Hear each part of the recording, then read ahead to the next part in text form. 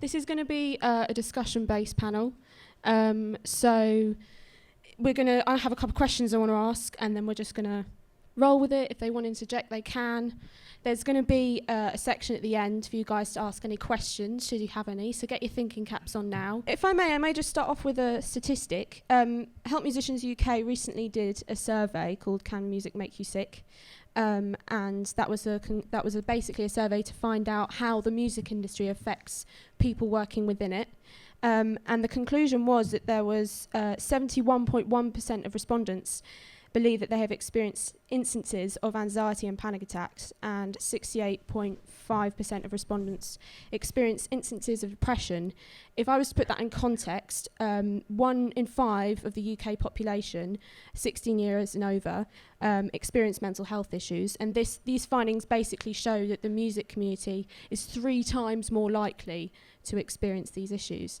Upon hearing those statistics, does that surprise any of you, or is that kind of, well, yeah, I knew that already, having worked in the music industry? Doesn't shock me to hear those, because it can be very very difficult managing the extreme highs and lows, especially touring. I think, because obviously you don't get to go home. If you're in a studio, often you get to go home, but obviously touring. I'm not trying to put you off, by the way, everyone. Touring and the music industry is an amazing world, but it is a very testing career choice to do it. So we were kind of doing sort of 250 to 300 shows a year. So when you add in the travel days, that's virtually no days at home at all in the year, and so that's a lot of time away from friends and family, and there's not much room for problems. You've got, when you're touring at sort of that sort of level, you've got to be at the top of your game and consistent, and extreme travelling and lots of grueling hours and stuff like that can have a major effect on I guess how your health in general, really, and just how you feel. And one of the biggest problems that I had personally from my experience is when I came home from tour. So my body got so used to kind of being on such an intense roller coaster, shall we say, kind of getting an absolute massive adrenaline rush sort of 5-6 times a week, to then come home to being in my bedroom, and there's no day sheet coming through on my emails saying you've got to be here at this time, we've got to go here, do this. I'm literally just sat in my room with I might go to Starbucks today. Yeah. And none of my friends talk to me anymore because I haven't seen them. It's not quite that bad, don't I? But yeah, no, just being able to manage the 2 extremes, I guess, because I first realised that I went, oh shit, there's something wrong here. I was driving along the motorway a couple of weeks after I'd got back from my first kind of major world tour, which lasted a couple of years, and had a massive panic attack driving my car. I thought that was it. I was like, after all this, I'm gonna pop it at the side of the M25. No, it just turned out that I had a panic attack, but I got a little bit of help with it. I spoke to a couple of, I got some advice from other musicians because I knew people that had suffered from them before. I used to think that they were a load of rubbish before I actually experienced one myself, and they're really not, actually, and you can't really control them.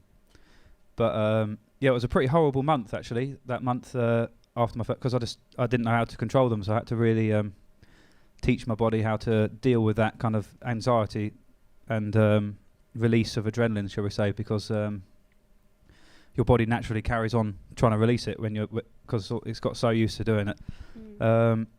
But yeah, no, I just found, like, with exercise and finding out really that it wasn't just me, that kind of got those, really helped me to kind of get over it and manage it. When you go on these long tours, and I've done tours that last for maybe 18 months or 2 years, we've sort of likened it to almost like post-traumatic stress disorder, that we've even called post-touring stress disorder, because you really don't know how to fit back into civilian life, and you've been looked after by people, you've had people cooking your meals, you've had people telling you what to do, and suddenly you've got to come back home, you've got to come into a home life. It's a very difficult thing to do, and if you can't do it, all you want to do is to get back on the road again. There's a phrase that I think has kind of sprung up in popularity since the rise of social media, and it's I don't particularly like it because I think the connotations that come with it are quite damaging. And that's like always be hustling. I'm always hustling. I'm always working 24/7. And it's kind of promoting a lifestyle.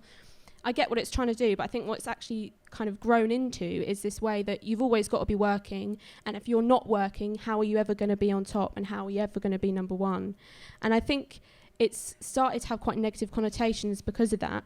So how much of a part to play do you think social media has had on the ethos of work ethic and working hard? I understand the hustle and everything, but I think it's been the hustle at this stage, if you're a creative, should be on the content that you are creating, the music, the passion and the joy of making the music. If you're focused on the actual joy that you feel when you listen to other people's music, if you really focus on what that feels like, why do you love that moment, without any social media, without anything, if you realize that that's hopefully what you're giving to other people, then that should be the sole concern at that beginning of your career. That's why I say, even at that stage, fear and all, and we'll talk about other things, I'm sure today, we've got enough stuff which is called resistance, that thing that will stop us writing the song that mentions the girlfriend that's just messed our heads up, or our mum that's just told us what, we will not say things due to fear, and that's resistance. So we're getting blocked the whole time, but through imagined fears. They don't exist, but they're imagined, and distraction is its best friend, because if you're sitting there going, I really want to just say, oh God, you broke my heart, or I'm really struggling here, anything that's vulnerable is going to take a little bit of a shove and a push to say it. That's what vulnerability is, and courage is only being vulnerable openly. That's all that courage is, isn't it?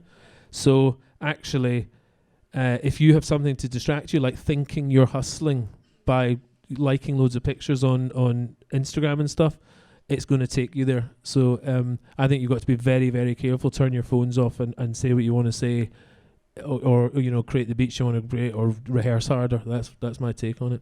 And I'd say another part of the distraction is a lot of new artists think of themselves as a brand before they actually think of themselves as an artist. And they use social media to sort of put their brand out there. And that adds to the pressure, because now they need to be forward-facing and, this model figure before anyone's even heard most of their music. And I don't think that helps. And social media also allows you to compare yourself to others and their successes quite a lot. If I could just get a show of hands, how many times have you sat there on Instagram or Facebook or whatever, scrolling through, seeing everything that your friends are doing and your peers, whether it's in bands or artists or whatever, and thought, oh, they're doing really well. I wish yeah, exactly, right? It's so, how often, I do that all the time. I'm sitting there going, but they're doing really well. What are they doing that I'm not? And it can really take an effect on your self-esteem. So my question to you guys is, how often did you, or if you still do, compare yourself to your peers and their successes? Is that something you've learnt to stop doing, or is it something that you still do on a regular basis, whether it's through social media or not? Yeah, social media is a bit of a blessing and a curse, because it's an amazing tool to be able to essentially show the world, like you say, what you've put your heart and soul into for free, essentially, to literally the world. Like within a day, a song could be around the world now, can't it? And but at the other end of the spectrum is you're going to get a lot of negative comments as well, and they often really then bring you down and then really affect, like you say, your creative mode and mood. So it's kind of like getting a balance between the two. I try to not use it that often, but I'm also very aware that it's almost essential to have to do it as well. So it's a bit of a predicament. It's always going to affect you, this social media thing, because it's just open access, and I think it's an incredible tool. I think it's a wonderful, fantastic thing to be completely embraced. What I've noticed with regards to mental health and well-being is that the more right you get that first bit that I was talking about earlier, the more you're going to weather that storm later on. If you're putting something out into the world that you really mean and feels extremely authentic and you're proud of it, you will buffer. See, when someone says it's shit, all I hear when I've done something that I love is they don't like it. It means nothing to me, actually. Sometimes, I absolutely agree. You will notice the negative out of the hundreds of positives.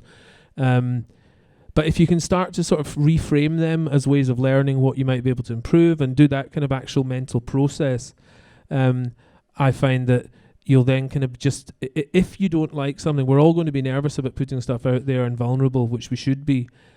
If you don't like it, that's when you're really setting yourself up for a fall, because it can be all around the world straight away, and then you've got to actually, you agree with some of the negatives. That's when it's difficult. So I think, again, foundationally, get the art right first.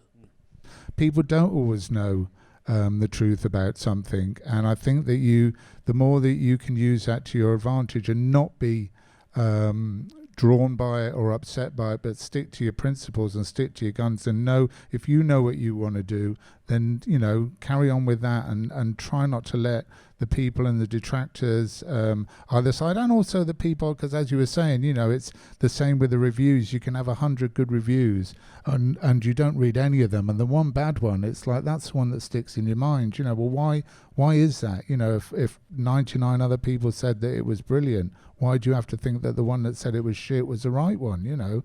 Maybe they were wrong, maybe it was great.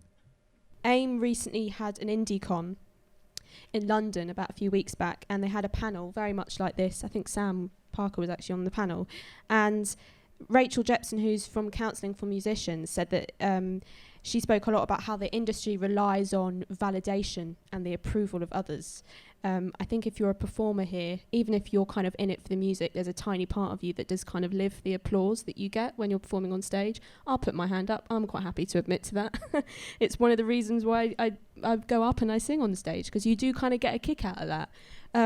So how long did it take for you guys to realise that the validation and approval of others was no longer important to you, or wasn't necessary to your growth career-wise, or does it still play a part of your career on a day-to-day basis? With regards to whether you care about what people think, I think we all do. And again, that's a kind of, I pretended that I didn't, and what that just led to isolation. I think what I've discovered is that really what we're searching for in that kind of is not to think about the detractors, like we've said. Try not to. It is a simple, literally try and change your thoughts away from thinking about that one email or that one comment on Twitter. Is accept that to be vulnerable and get out there and put that music out, what you are looking for essentially is connection, and out of all of the people, there will be people that you really connect with. And that's such a huge plus, that if you focus on that rather than the people that you're not connecting with, that will, again, in the sense of mental well-being, that is going to see you right. It really will. I think a lot of people are worried about speaking up about what they're going through, because they're worried how it's going to affect their career, whether it will potentially put a label deal on the line, or a boss will just not get it, that kind of thing. Do you think those taboos around it, having worked in the industry for a while, do you think it's starting to change now that the conversation is becoming more upfront, or do you think there are still issues to work on with that? I'd say there's definitely still issues, but now I'm finding, because I run a campaign on this on NME called Let's Talk, and I try to do at least one. I can't put a contrived number on it, but anyone who I think might be willing to talk about it, I say, are you willing to talk about it? I'm not going to force you, but if you want to, come on. And more often than not, they are, because they know that that's kind of, A, they need the world to know, and B, they need the listener to know that they're on the same page. But it's one thing to say, let's talk, but it's another thing to actually get people to listen, because everyone's like, oh yeah, well done, cracking, you did it. But more often than not, you find people go, oh, I don't know what to do now that you told me that. And the same thing happened, like Chester Bennington gave a public Q&A at Warner's to fans and industry, and he said, I'm not well. This album was hard to make for the following reasons. And everyone just sat there with their canapes going, oh, shit. Nothing happened. So it's one thing to say, yes, I'm going through this shit, but then you actually need someone on the other end to actually respond and have a kind of like what you guys do, and actually have a framework there to actually deal with it. If you've got an issue and you can talk to somebody about it, it's a fantastic help, and if somebody can point you in the right direction. But I had a phone call from someone the other day who was saying, look, I don't know what to do. I've got a drug problem, and I kind of had it all under control, but now I've sort of 10 times already this year. I've been out buying Coke and stuff like that. And I've thought about seeing a therapist, but it's quite expensive, isn't it, to sort of see a therapist? And it's like, well, you can spend the money on drugs, can't you? But you don't want to spend the money on getting yourself sorted. And it's been able to sort out those kind of things and to speak to somebody and try and get that balance right and work out what you need to do and have people to point you in the right direction to be able to sort these things out, you know, that that hopefully, you know, you can make a difference. But it is a real difficult thing to be on the road to you know, with any kind of adulation, or when you have the drug of success or the drug of things that, you know, you're in the spotlight, you kind of you know, you're really drawn to it, and it's a very hard thing to want to put that down or to do something or to know how to stop.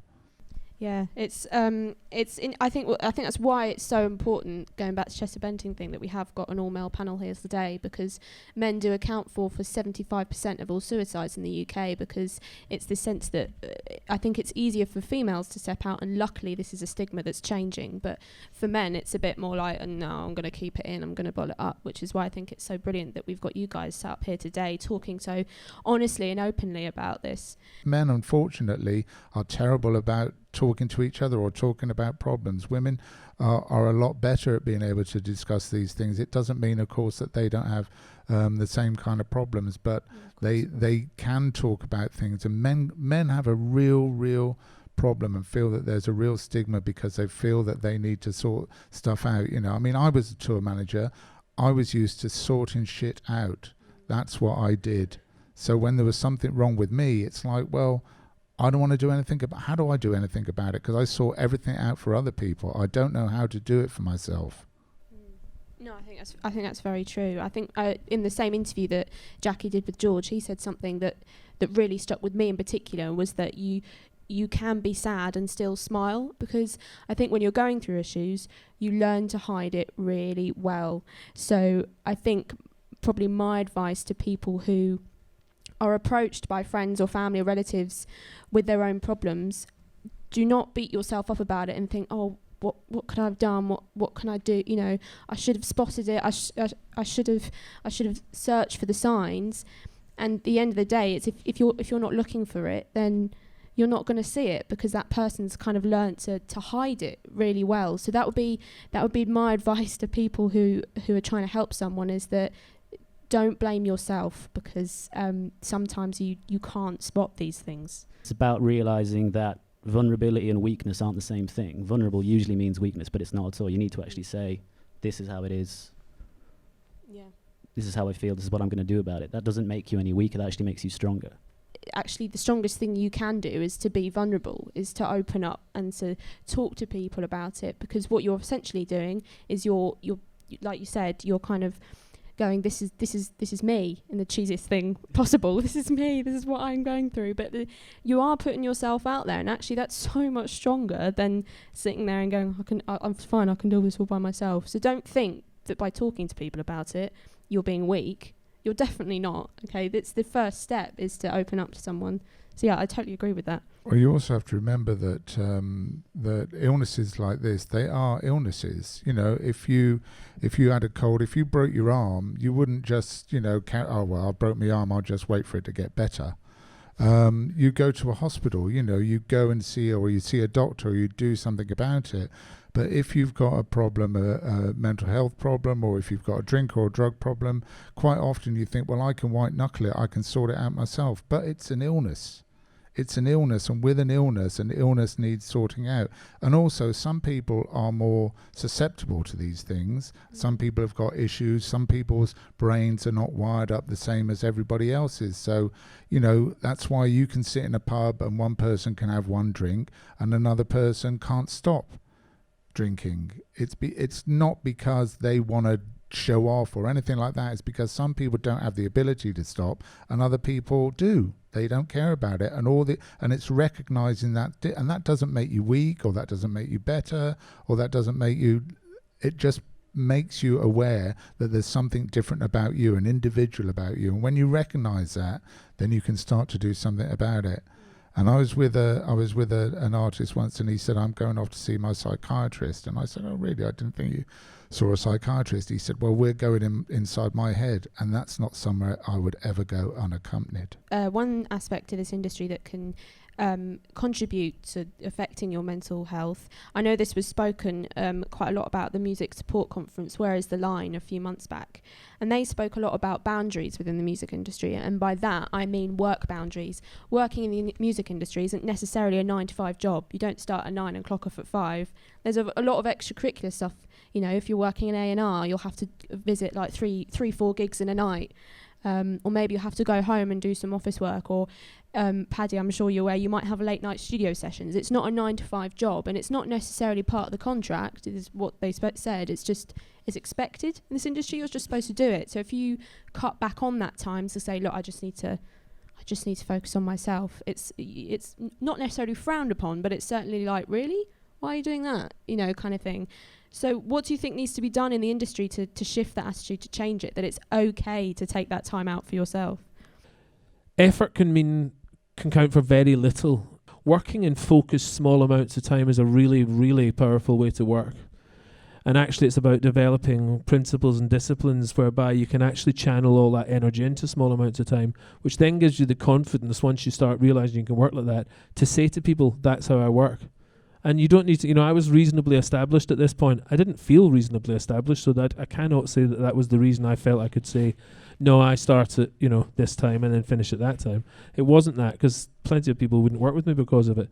But I do think that the line is, you find your own lines. Obviously, there's lots of times where you have to, if you're enjoying working on something, you go with it and your late nights and all that stuff. But I think, like in any business, that's your choice, and I think that's the important part, is choose. Don't just think you've got to do all these things. You don't, and often you'll gain respect for doing it the way that you want to do it in any walk of life, but particularly if you do have a changing schedule, is instill a daily morning practice of some silence and stillness with yourself, some breathing, and I've got a little morning routine that I do, and no matter where I am in the world or what I'm working on, I know I've got that, and for me that's been fundamental in changing how I then live the rest of my day. Very grounding, and it's changed me completely. I think two things, we used to talk about changes within the industry. I should say one is normalizing the conversation, because as you said, it's an illness like any other, so talk about it like an illness like any other. If someone expected you to be at a certain place for 7 a.m. and you had the flu, you would say, I have the flu, I can't go. If you're not feeling well, just go, look, I need to sort my head out. And more often than not, especially today, people will understand that. I found that. Another thing I think is employers and the powers that be allowing for sort of mental and physical space. Okay, so I think we've got some time for some questions. So we've got one question that was sent in advance. So while you guys have got your thinking caps on, I'll ask this question and then we'll open it up to the floor. But the question was, how do you keep motivated to perform/work on days that are particularly hard mental health-wise, and to get yourself out of that down day mindset? When I've been on tour for several months, obviously we're playing pretty much the same show every day. Everything becomes quite repetitive, and like you say, it's sometimes quite easy to forget about the passion and what you're doing it because you love it and stuff like that. So I often find that if I just say to one of the guys, do you fancy a jam for an hour before sound check, that really gets me motivated again to kind of go, oh yeah, no, this is what we do. We're really good at this. I enjoy doing that. So actually playing, being able to have that hour of creative fun and jamming, it really brings you back. So that's often what I do personally. I would say kind of goes in with the routine thing, is have a life outside of it as well. Because otherwise you kind of just poison yourself. Because like I got into this because I was doing local news, but I always wanted to be a music journalist, so I was doing music journalist in my spare time, and then eventually everything fell into place and I moved down to London. But then my hobby became my job. And then for a few years, I didn't have anything outside of that. It was constant. I was writing about music in the day, at gigs all night, and then I would sort of go on a date or something, and I would have nothing else to talk about. And so when your life is entirely absorbed by that, writer's block hurts a lot more. So when you have a hobby or an escape, it's so much easier to come back to what you're actually focusing on and writing and be like, oh, here we go, I have energy now. Yeah, that's actually, and I think a lot of people in this room be able to relate to it, is when I started studying music, my relationship with it completely changed, because it suddenly went from being a hobby to a potential career choice. And I used to get home from school and sit up in my room and write songs. And that was my way of kind of chilling out and relaxing. So when I was stressed out, I would go, right, what can I... Oh, well, I can't, because that's what I used to do. And then you don't have a fallback hobby, and you don't have anything else to put your creativity and your energy into, and you're kind of just like in this cycle of just, that's it. And then you slowly start to have a dislike for the thing that once used to make you really happy. So that would be my advice, would be take up a hobby, whether it's photography, whether it's reading, whether it's, for example, I go kickboxing once a week. Find something else that kind of gets you happy and gets you excited, and it may take a while to find whatever that is, but trust me, you'll suddenly slowly start to find yourself falling back in love with what you want to do as a career. And I think it's also really important when you're in these kind of situations to look after yourself, because mental health and physical health go hand in hand. So it's so easy to just you're stuck in your room, or you're sort of stressing about what to do, and you know, you haven't eaten, you're not drinking properly or anything like that. You know, you need to take breaks, you need to look after yourself, go for a walk, clear your head, and make sure that you eat, make sure that you look after your body, because if your body starts to fall apart, then you're not going to be able to deal with the rest of it. Any questions from anyone? Don't be shy. Go on. Yes. We were talking about social media earlier. Do you think equally there's almost like a competitive nature about wellness now? So you've got posts of people with their exercising and like eating really healthily all the time, and then there's an added pressure that, okay, they're doing all of these things and all I can do is have like Greek yogurt in the morning. Look at me with my green juice before 6 a.m. Yeah, I know what you mean. But yeah, what do you guys think? Remember that life is not a competition. Yeah. Social media almost makes us think that that is normal, and people do look like that, but like so much photoshopping and stuff like that goes on into photos, like to make these people look absolutely perfect. But obviously we sit there and we'll take a picture or a selfie and upload it. It doesn't look anywhere near as good as that one. But we don't have the multi-million-pound people behind us editing like the Kardashians and all that kind of stuff. Like, I do think it has had a massive effect on the younger generation, particularly a huge pressure to think you have to look in a certain way that wasn't necessarily there when social media wasn't there, or as much. So it is definitely one of the big negatives, and I do think it has a big effect on a lot of people's mental health and well-being, because they think they have to look like these supermodels and these super chiseled gym people, and it is a massive pressure, I do think. And also it's very important to remember that they're not you. What's important is how these things affect you and how you are feeling, because that's the only important thing. If your mental well-being is not good, it doesn't matter what the Kardashians how they're feeling, or if they're having all their hits or this, that and the other. It's how you're feeling and how things are working out for you. And if they're not working out, then you want to do something about it, and you want to try and sort yourself out. That's the most important thing. I think I would say, just speaking from personal experience, when I wasn't well, I was kind of repelled by people that were preaching wellness, and I didn't know it was my illness that was doing it, if that makes any sense. I thought that people that were well were shallow. I thought, and I'm not making this up, as I was talking about being attracted to heavyweight gravitas sort of art and culture. So now, funnily enough, being well, other well people, and it's not competitive, but I'm not repelled by it. So I think it's quite a good indication if you're not feeling great, and there's quite a lot of people annoying you, or you think they're shallow, or kind of like, oh, that's all just bullshit.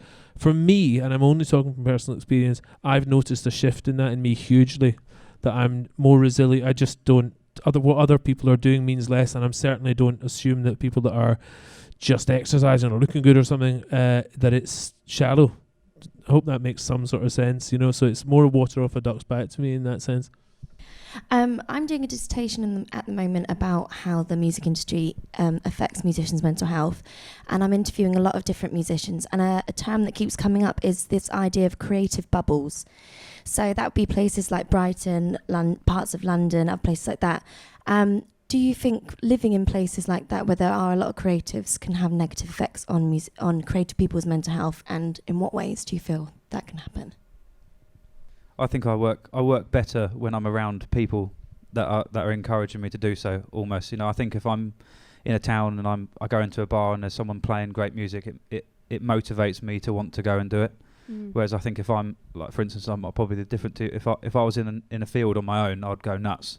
Or I probably wouldn't be able to work. I'm one of these people that needs to walk into town and go for a coffee every day just to kind of get my vibes going. I think specifically being with other, if I just focus on whether you're with other creative people, again, my experience has been that really it's just about me. I've not found that if I'm with other creative people, there's a higher chance of nuttiness, or, I'm losing it because I'm in Hastings with loads of artists. So no, actually, and I don't think I would feel worse if I wasn't with loads of creatives. I think my journey has been very much an insular one. And I can almost extrapolate the kind of creative side of me now I'm far more creative now, sober and well. So yeah, I'm now seeing further and further that actually any link that I had with being creative and it being the cause of some of my conditions is absolutely false. It's the conditions, and then the creativity didn't come from that either. It's just a separate almost thing. So hence why I find that doing a simple daily practice seems to just treat myself as a being, mind, body, spirit, as was said. I am a thing. It's not all just this, which is where I lived for 40 years. So it's not all just this. So if I get up, treat myself well, do a morning practice, and I am well, guess what? My thoughts are different, my feelings are different, and my journey as a result is different. What I do is then different, and therefore what I create is more authentic, and it then becomes a self-fulfilling loop. So that being with other people, whether I'm with them or without them, or whether they're creative or not, hasn't for me affected that at all. So thank you so much. I really hope you found this useful. The whole reason I did it was because I wanted, I was thinking as a third year student, what would I have liked to have had when I was starting off at BIMM? And it was this. So I really hope you have found it useful and good. So yeah, thank you very much for coming. Hope you all have a good weekend.